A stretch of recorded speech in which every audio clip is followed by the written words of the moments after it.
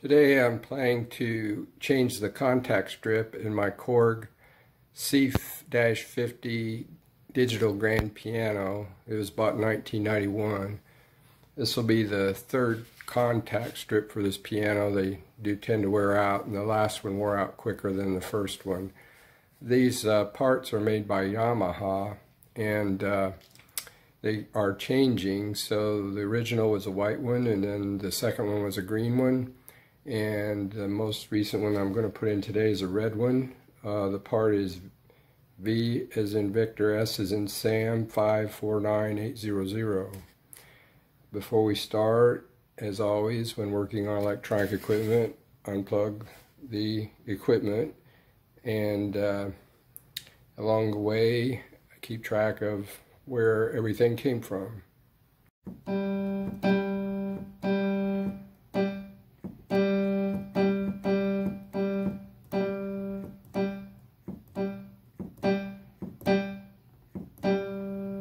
These are dead, not all the way dead, but not sounding the way they should.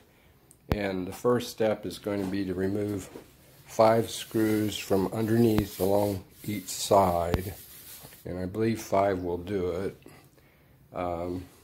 It's kind of the most obvious ones that you see from the underneath side. They're black, so they won't show up if I try to video them, and I won't be showing you me taking them out, but I'm going to go ahead and do that, and then hopefully the lid will pop up and we can get inside the piano.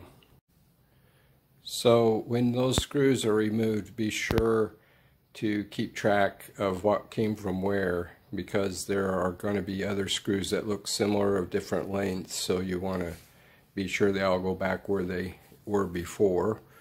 And once that's done, you can just lift the front of the piano. In order to start lifting it, the key cover needs to be in the covering position, so it's over the keys. And I've got mine, the whole top now leaned against the wall, as it's going to need some kind of support, as you can see. But this just hinges off the back and comes right forward.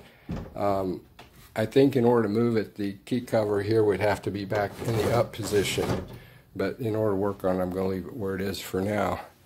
Now, the next step is going to be to remove some screws from either end. There should be 3 here and 3 on the other side. This piano's been worked on a couple times before, and I'm not sure everything got put back the way it should be, but these seem to be correct, and so I'll take those off. And once that's done, these end pieces will come off, and then we should be able to get the keyboard out of the piano. Okay, as it turned out, there was a 3rd screw on either side, but toward the back, right here. So this one, and this one here, need to be removed to get the sides to come free, which I'm going to do next. So I've lifted off the side piece, and along with that came the control panel, and now they're placed back into the piano just for a place to put it, so I don't have to disconnect any more wires.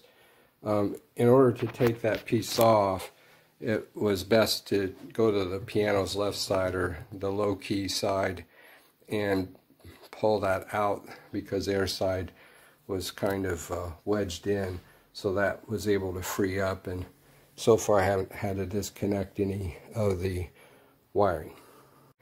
Okay, in order to free up the keyboard completely, there's 4 sets of 2 screws, each with a little wire harness that need to be removed. So that's going to be the next step.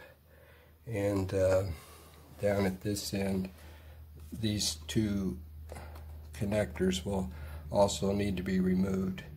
And if you don't know, you don't want to ever remove these by pulling the wires, or you can pull the wires out. So either use fingers or pliers or something, so that you're not going to dislocate any of those wires. In order to free up the keyboard, there were also some screws along the front, and I think there were 3, I've forgotten already, because I took out some I didn't need to that were actually for the trim right here. But there was a screw on either end of the trim, a larger screw that needed to come out that was holding the keyboard. So now the keyboard is loose, and I have disconnected the wires here. So I'm going to be removing the keyboard and turning it over so I can access the contact strip. So the keyboard's out. I've laid it on a pad on the floor. The circuit boards are here. They have screws all along to hold them in place.